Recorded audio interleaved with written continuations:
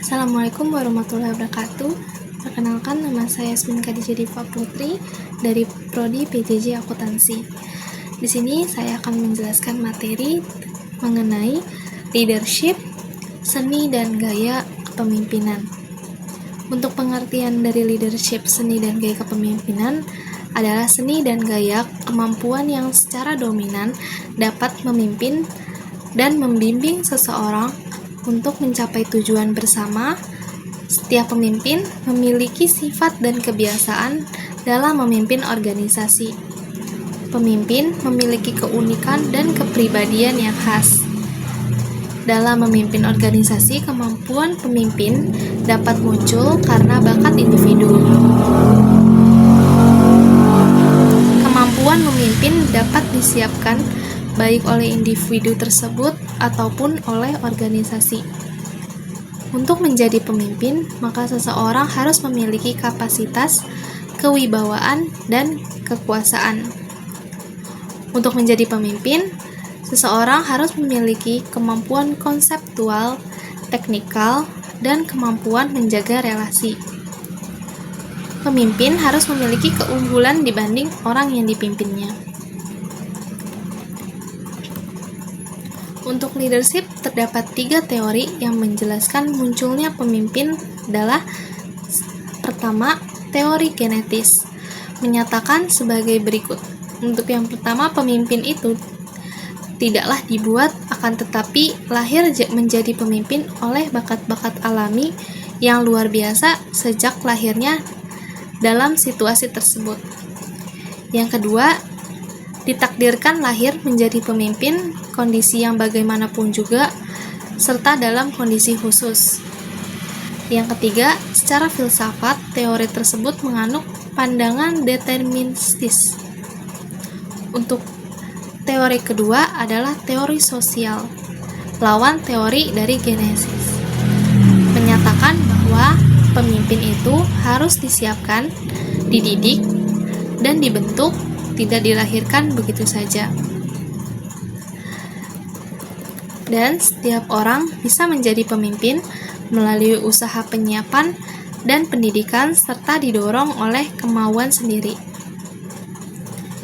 Untuk teori yang ketiga adalah teori ekologis atau sintetis, muncul sebagai reaksi dari kedua teori tersebut lebih dulu, menyatakan bahwa seseorang akan sukses menjadi pemimpin bila sejak lahirnya dia telah memiliki bakat-bakat kepemimpinan, dan bakat-bakat ini sempat dikembangkan melalui pengalaman dan usaha pendidikan, juga sesuai dengan tuntutan lingkungan atau ekologisnya. Untuk seni kepemimpinan adalah: pertama, keterampilan komunikasi, kemampuan untuk menyampaikan visi, memberikan instruksi yang jelas, dan mendengarkan dengan baik. Yang kedua, membangun kepercayaan, membangun hubungan yang kuat dengan anggota tim berdasarkan integritas dan kejujuran. Yang ketiga, motivasi, memberikan dorongan dan semangat kepada anggota tim untuk mencapai tujuan. Selanjutnya ada adaptasi, mampu menyesuaikan gaya kepemimpinan dengan situasi dan karakteristik anggota tim yang berbeda. Pengambilan keputusan, mampu membuat keputusan yang tepat dan bertanggung jawab. Delegasi, mampu mempercayakan tugas kepada anggota tim yang kompeten. Inovasi, mampu menciptakan ide-ide baru dan mendorong perubahan positif. Integritas, menunjukkan konsistensi antara nilai-nilai yang diyakini dengan tindakan yang dilakukan.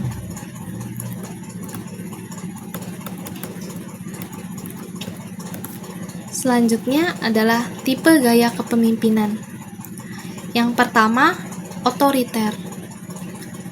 Tipe pemimpin ini umumnya terpusat pada pemegang kekuasaan tertinggi, mulai dari peraturan, prosedur, maupun membuat keputusan akan didominasi oleh pihak tertentu, sehingga orang yang bekerja dalam naungannya harus mengikuti dan menjalankan perintah. Artinya, dengan adanya tugas yang telah diberikan oleh suatu lembaga atau suatu organisasi, maka kebijaksanaan dari lembaganya ini mesti diproyeksikan bagaimana ia dalam memerintah kepada bawahannya. Di sini bawahan hanyalah menjadi suatu mesin yang hanya sekedar digerakkan sesuai dengan kehendaknya sendiri. Inisiatif yang datang dari bawahan sama sekali tidak pernah sekalipun diperhatikan. Untuk tipe yang kedua adalah demokratis. Jenis tipe kepemimpinan ini melibatkan anggota tim dalam pengambilan keputusan, mendorong partisipasi dan kerjasama karena memberikan kebebasan untuk berpendapat, mengembangkan bakat, dan peluang untuk menjadi lebih baik. Ciri-ciri dari gaya kepemimpinan demokratis yaitu memiliki wewenang pemimpin yang tidak mutlak. Pimpinan tersedia dalam melimpahkan sebagian wewenang kepada bawahan. Kebijakan dan keputusan itu dibuat bersama antara bawahan dan pimpinan. Komunikasi dapat berlangsung dua arah di mana pimpinan ke bawahan dan begitu pun sebaliknya. Pengawasan terhadap sikap perbuatan, tingkah laku atau kegiatan kepada bawahan dilakukan dengan wajar.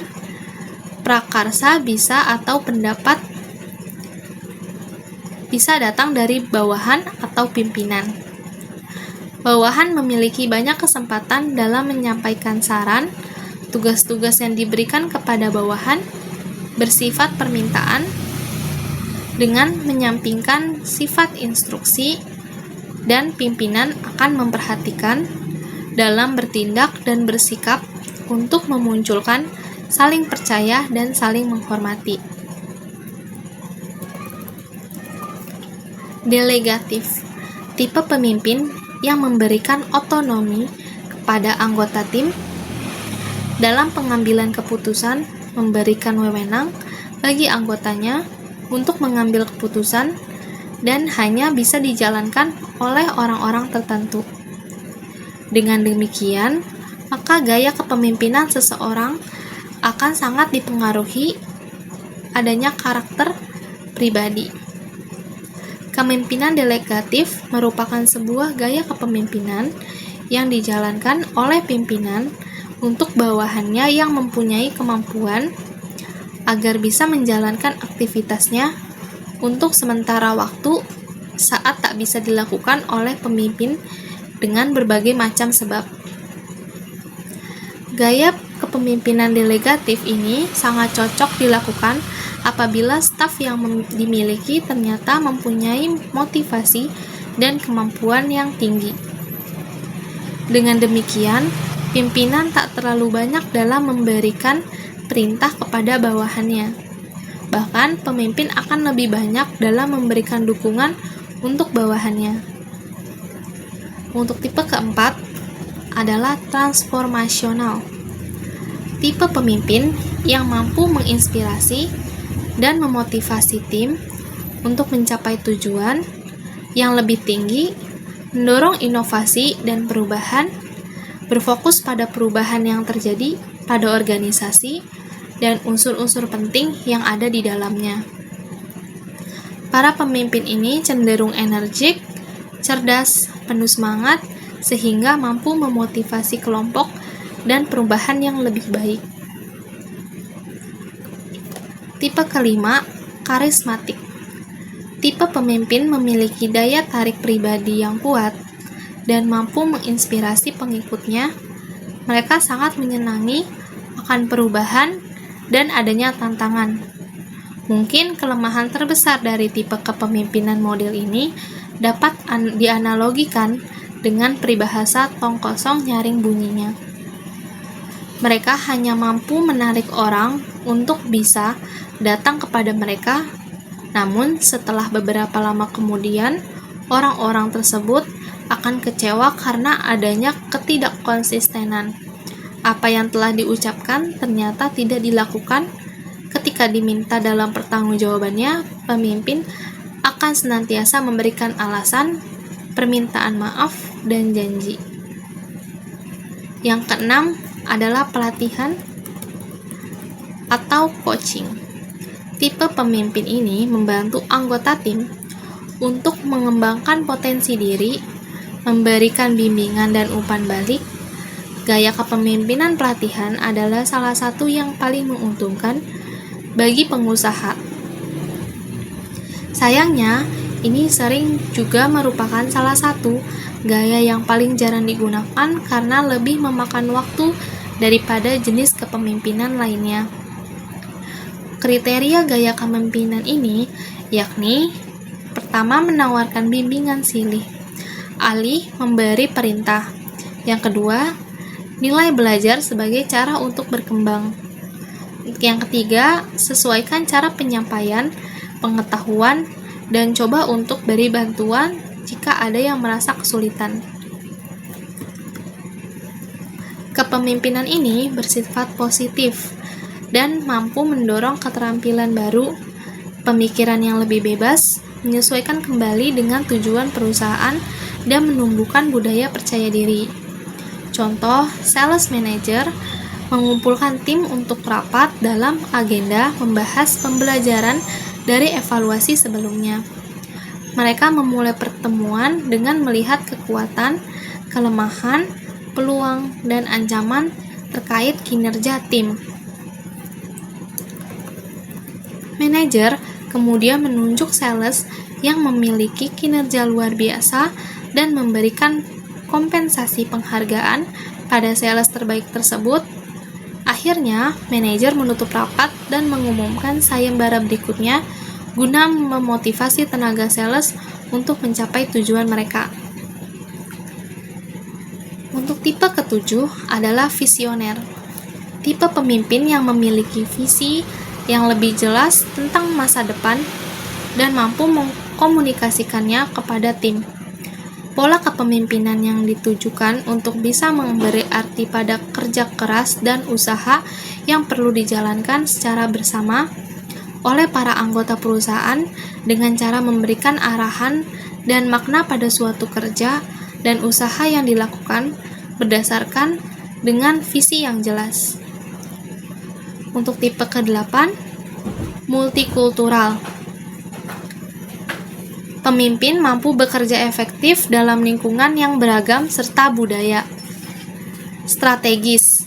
Pemimpin fokus pada perencanaan jangka panjang dan pengambilan keputusan berdasarkan analisis.